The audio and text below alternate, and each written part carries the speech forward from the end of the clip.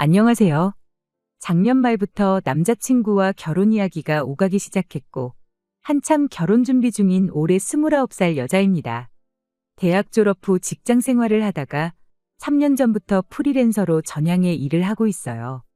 처음에는 이런저런 시행착오에 내가 옳은 결정을 내린 건가 자신을 의심하던 때도 있었지만, 지금은 다행히 어느 정도 자리가 잡혔네요. 이 일도 3년째 하고 있다 보니 고객이라 부를 만한 사람들도 생겼어요. 고정 수입이라 부를 만한 정도는 아니지만 그래도 매달 어느 정도는 안정적으로 들어오는 수입도 생기게 되었죠. 직업 특성상 수입이 들쑥날쑥한 편이긴 하지만 벌이가 나쁘냐고 물으신다면 그렇지만도 않다고 대답할 수 있습니다. 다 제가 하기 나름이라 생각하거든요. 아무리 회사가 안정적이라고들 하지만 요즘 같은 불경기에 평생 직장이 어디 있겠나요? 당장 제가 다니던 회사에서 알고 지내던 사람들도 요즘 회사 실적이 안 좋아서 정리해고당하면 어떡하냐고 벌벌 떨고 있는데, 자칫하다간 생각지도 못한 나이에 직장을 잃을 수도 있는 요즘 시대에 차라리 지금부터라도 고객들과 끈끈한 신뢰관계를 쌓고 있는 제가 더 나은가 싶을 때도 있고, 회사 뛰쳐나와 창업한 게 후회가 되지도 않아요. 고정 수입은 150 정도로 얼마 되지는 않는 편입니다. 하지만 제가 이욕심 좀 부리면 벌이가 좀 되는 편이죠. 안 그래도 결혼 이야기 나오고 나서 결혼 비용이나 좀 더 모아볼까 싶어 지지난달에 조금 열심히 했더니 한 500 정도 벌었더라고요. 도와주는 사람 하나 없으니 몸이 고되긴 하지만 벌면 또 엄청 버는구나 싶기도 한 게 제 직업입니다. 남자친구도 딱히 회사를 다니고 하는 게 아니에요. 인터넷 방송을 하는데 그게 직업이라면 직업이라 볼 수 있겠죠. 처음엔 결혼할 생각으로 시작한 연애다 보니 몰랐는데 보니까 그쪽 방면에선 또 나름 인기가 있기는 한가 보더라고요. 작년 초부터 해서 다른 인터넷 방송하는 분들이 남자친구랑 같이 합방 요청도 오고 그랬던 걸 보니 말이에요. 남자친구 벌이에 대해서는 결혼 이야기가 나오고 나서 그때 처음 알았어요. 그때까지만 해도 저는 인터넷 방송이라는 게 돈이 그렇게 되는 건지 몰랐습니다. 웬만한 직장인은 부럽다고 할 만큼 생각보다 짭짤했거든요.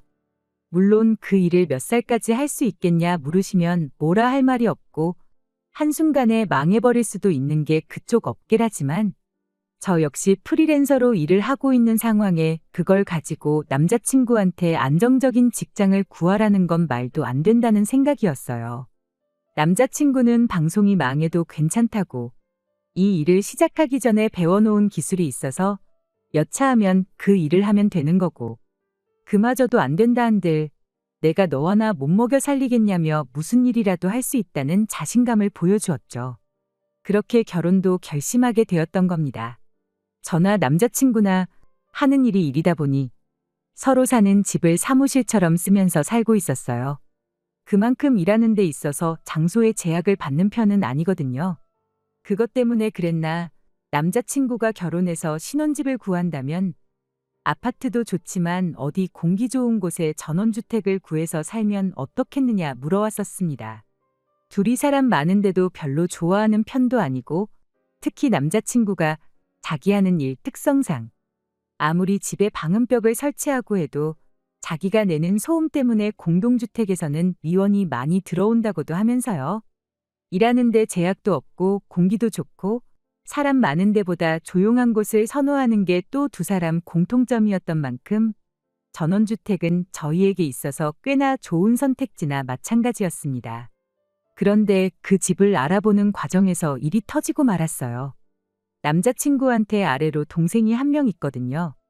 저한테는 시누이가 될 사람이죠. 손아래 시누긴 하지만 저랑은 동갑내기 친구입니다. 연애한 지가 좀 되었다 보니 이미 진작부터 몇 번 만났고 알고 지낸 사이였어요. 그때 당시에는 결혼 생각도 없었다 보니 그냥 친구 하면서 지냈었죠. 서로 연락처도 알고 있었고 결혼 이야기 나오기 전에는 이따금씩 연락도 주고받으며 밖에서도 몇 번 만난 사이기도 했어요. 이 예비 신우가 만나던 남자친구랑 안 좋게 헤어지면서 살기 싫으니 어쩌니 하면서 핸드폰 번호도 바꿔버리고 잠수를 탄 적이 있었는데 그때부터 연락이 뜸해져서 이후로는 만나지도 못하고 연락도 없이 지냈었습니다. 남자친구랑 여동생이 사이가 좋냐고 물은다면 그냥 평범한 사이라고 대답할 수 있겠네요. 왜 남매들 있는 집 보면 대충 비슷비슷하잖아요. 저게 사이가 좋은 건지 나쁜 건지. 한참 때는 제가 있는 자리에서 서로 육두문자 섞어가면서 욕하는 꼴도 보고 그랬어요. 예비 신우가 사귀던 남자친구랑 헤어지고 중내사내 하면서 힘들어할 때는 남자친구가 지 혼자 열받아서 그 자식 내 눈에 띄면 아주 혼쭐을 내주겠다고 술 먹고 화내고 그랬었는데 그런 거 보면 그냥 애틋했다가도 철천치 원수가 되는 그런 평범한 남매 사이구나 싶었습니다. 저도 위로 오빠가 있으니 그런 사이가 무슨 사이인지는 충분히 공감이 갔어요. 남매 있는 집은 다 똑같구나 싶었죠. 아무튼 이렇게 저희가 결혼 준비를 막 시작한 상황에 전혀 생각도 못한 소식을 듣게 되었습니다. 바로 저희 결혼하고 얼마 지나지 않아서 예비 신우도 결혼식을 올릴 수도 있다는 소리였어요. 그때 남자친구랑 헤어지고 나서 연락 없이 지냈다 보니 새로 연애를 시작했는지 그런 것도 전혀 모르는 상황이었는데 알고 보니 제 남자친구랑 같이 인터넷 방송 합방하고 그랬다는 사람하고 만나고 있었던 겁니다.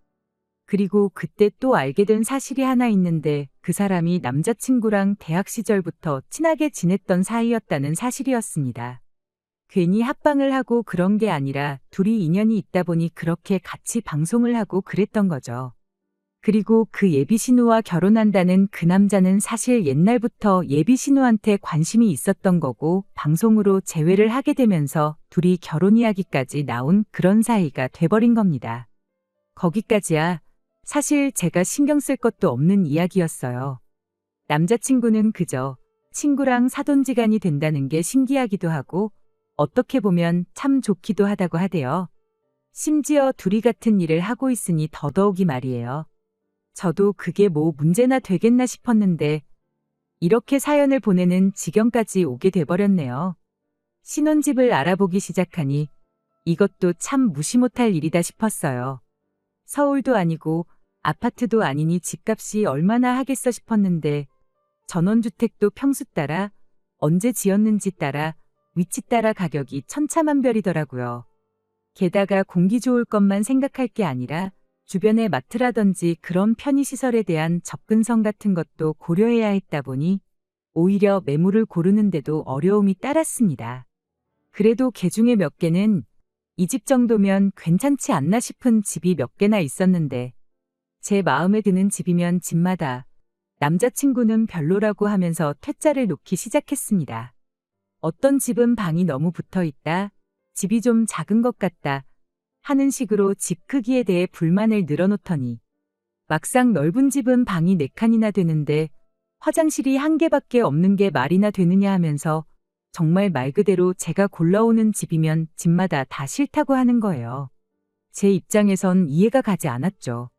어차피 둘이서 살 집이고 훗날 아이가 생겨서 학교 들어갈 나이가 되면 당연히 아이 생각해서 다시 애들 교육이 괜찮은 곳으로 이사를 가게 될 텐데 당장 편의시설 접근성 좋고 그런 걸 찾아야지 방이 몇 개고 화장실이 몇 개고 그런 게 중요한 게 아니라고 생각했거든요.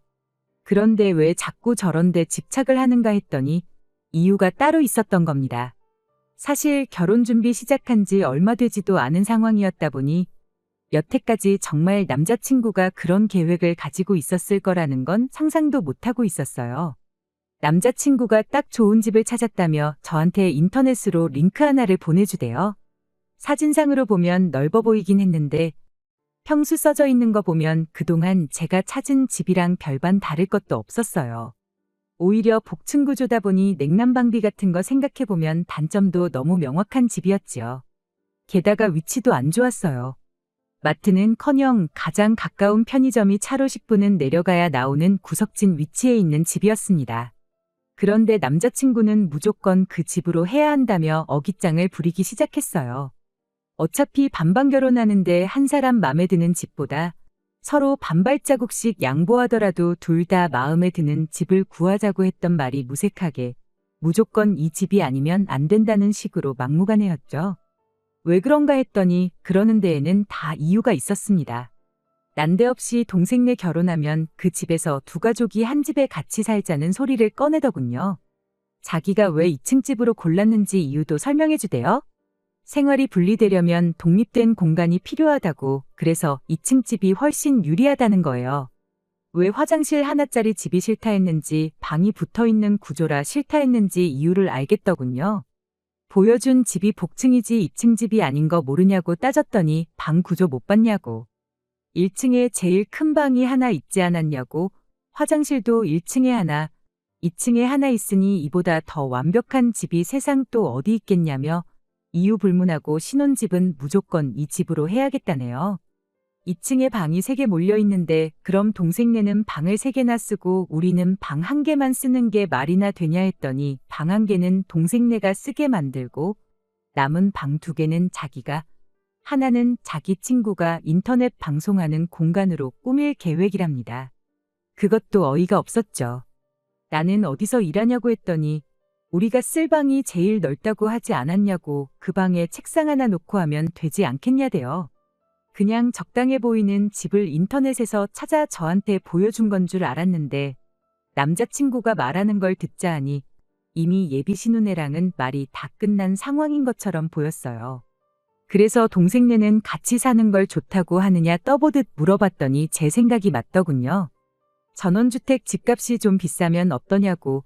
4명이 모아서 살 텐데. 관리비가 많이 나오면 또 어떠냐고. 4명이 벌어서 내게 될 텐데 하고는 금전적으로도 무조건 이득인 거 모르겠냐 하대요. 어차피 예비신우랑 둘이 친구 먹고 지내던 사이 아니냐고. 나도 친구가 내 매제가 될 줄은 몰랐다며. 친구끼리 사는데 다툴 일이 뭐가 있겠냐.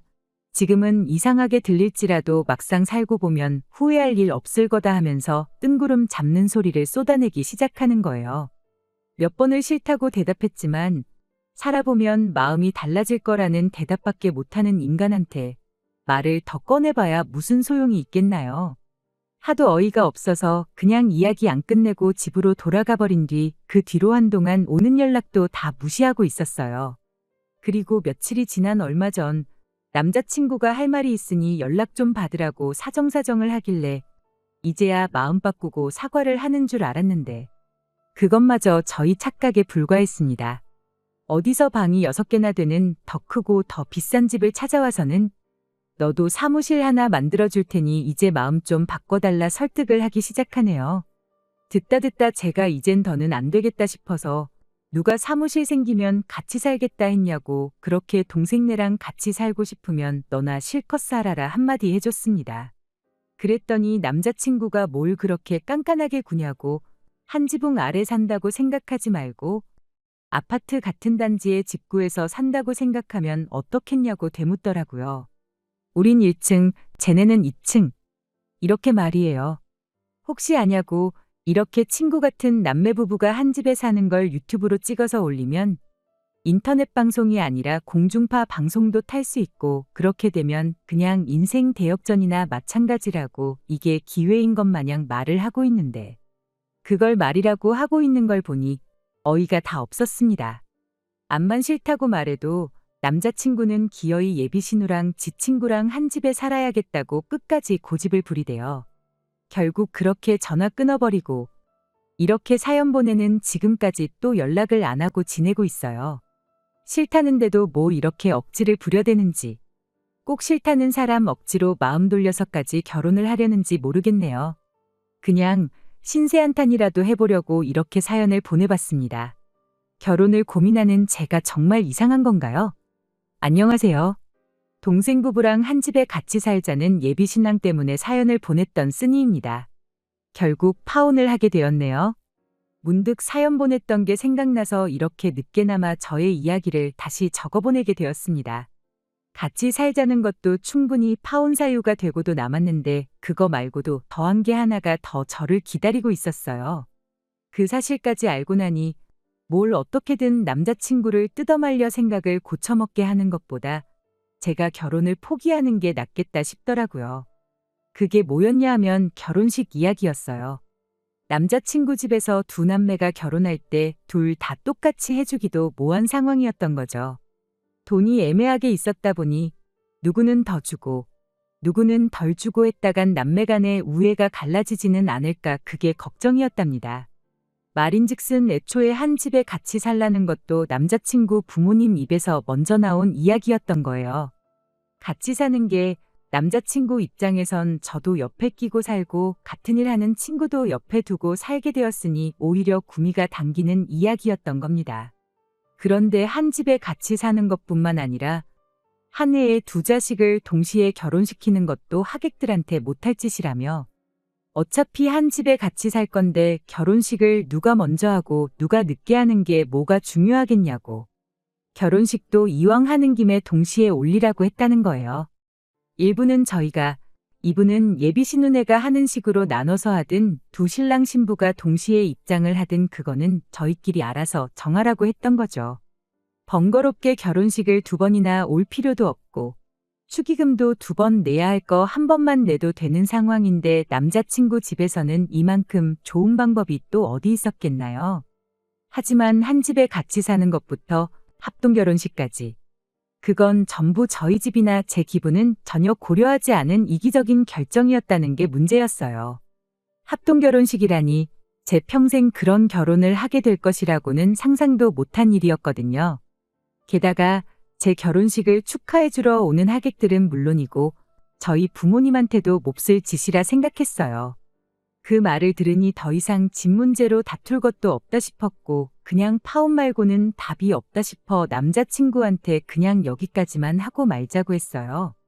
집에서 일하니까 이렇게 하는 게 아무 문제가 없다고 생각했는데 왜 그러냐며 이해가 안 된다는 식으로 끝까지 물고 늘어지길래 나는 그렇게 한 집에 다 같이 살고 싶지도 않고 합동결혼 생각도 없으니 원하는 대로 해줄 사람을 새로 찾으라 그렇게 한마디 해줬습니다. 그랬더니 남자친구가 알겠다며 생각보다 쉽게 포기를 하대요. 저도 이렇게 어이없게 파혼을 하게 될 줄은 몰랐죠. 2년 연애한 기간이 아깝고 허무하기는 했지만 한편으로는 차라리 깔끔하게 끝냈으니 잘 됐구나 싶었어요. 그런데 일주일도 안 지나서 남자친구한테 다시 연락이 오대요. 동생네는 예정대로 결혼을 할 예정이고 한 집에서 같이 살고 합동결혼식도 허락해줄 사람을 찾을 때까지 기다려주지 않겠다고 했답니다. 뭐 보나마나 부부끼리면 집안일도 나눠하고 그럴 줄 알았는데 남자친구만 덩그러니 혼자 딸려오면 그냥 신혼집의 방해꾼이나 마찬가지라 그랬구나 싶대요. 가장 친한 친구의 우애 좋은 남매라더니 정작 저렇게 팽당할 줄은 생각도 못했던 거 아니겠어요. 다시 연락한 이유도 합동결혼식이고 한 집에 같이 사는 것도 다 필요 없다고 그냥 우리 둘이 행복하게 지내자는 소리를 하려고였어요. 제가 말할 때 진작에 들었으면 참 좋았을 텐데 이제 와서 그러는 거 늦었다는 생각은 안 드냐고. 나는 마음도 다 정리했고 너 같은 놈하고 결혼해서 내 인생에 오점을 남길 뻔했는데 이렇게 끝난 게 참 잘된 일이라 생각한다고 일 없다고 말해주고 전화 끊어버렸네요. 지금 생각해보면 길게 두고 볼 것도 아닌 걸 가지고 너무 오래 고민을 했던 것 같아요. 그래도 마지막에 가서 남자친구 혼자만 낙동강 오리알이 돼버린 꼴을 보니 제 속 하나만큼은 정말 후련하네요.